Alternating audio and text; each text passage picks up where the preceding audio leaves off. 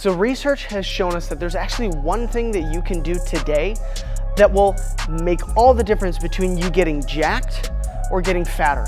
And the funny thing is it does not have to do with lifting weights. But unfortunately, most bodybuilders hardly talk about this.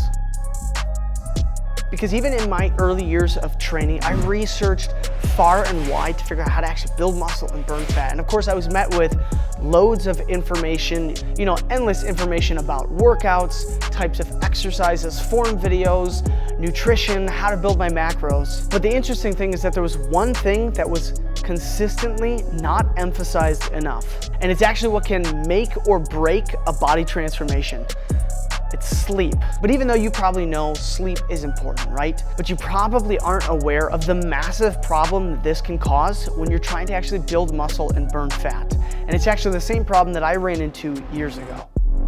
Now, to be fair though, even people like Sam Solek and Jeff Nippard, they do talk about sleep and the importance of sleep, but 95% of their content is focused all around training, nutrition, workouts, exercises, all of that type of information. Because, in their defense, there's a lot more nuance there. There's a lot more questions, a lot more explanation that you can provide within the details of, exercise science. And that's what people think that they need, is just more exercises, the right exercises. At least that's what you might think that you need, until you hear the results of this study. So not too long ago, there was a study done by Wang, and I'll link this study down in the description below, but essentially they had two different groups. Both groups were in a calorie deficit. So one group was actually sleep restricted, and they actually got 1 hour of sleep less than the other group 5 nights a week, even though on the weekend they were allowed to catch up on 1 hour of sleep. Now at the end of the study, they compared the weight loss of the two groups, and the weight loss in total was approximately the same, but the absolutely mind-blowing result that they found was that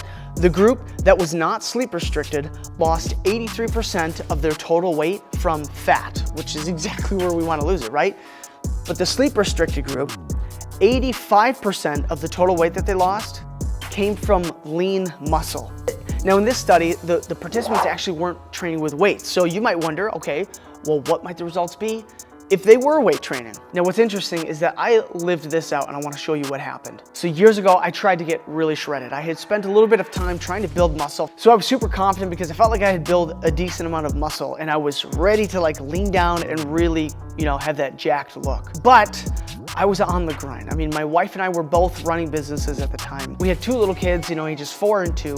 Sleep was just hard to come by. So I was really pushing to do too much. And unfortunately at that time in my mind, the workouts were the most important priority. So I only got about 4 to 6 hours of sleep because ultimately my family mattered more, and I didn't want my workouts to get in the way of family time. So therefore, I just wake up really early in the morning to actually get my workout in, thinking that was the best solution. But here's the thing, is that wasn't even the only issue. Because over the weeks, I just didn't lose the weight. The scale sure was kind of going down, but I'm looking at myself in the mirror going, I don't look how I would have thought that I would have looked. I just looked small. So therefore, to actually get the scale to move even more and to see what I wanted to see in the mirror, I just kept dropping my calories further and further, all while in this sleep-deprived state. And that just really further made the situation worse. But honestly, what happened next is what really shocked me. Because here I finally reached my, my goal weight, at least what I thought I wanted to reach, but I did not look how I wanted. I didn't look like what I was expecting. Sure, I was definitely lean, and a lot of people might look at me and be like, dude, I'd kill to look like that. But what was just crazy was sure, I was definitely lean, but I knew how much muscle I had put on before. And probably the fact that I even looked lean was only because of the fact that I was still lifting weights. But I had lost so much muscle, and you could very clearly see that in the numbers that I was lifting and how much they had dramatically decreased over this time. But now here's what absolutely shocked me, because once I came off that diet, I ended up gaining almost all of the weight back because I just simply had lost so much muscle and decreased my metabolism, slowed it down that much because I prioritized my workouts over my sleep. Hear me now.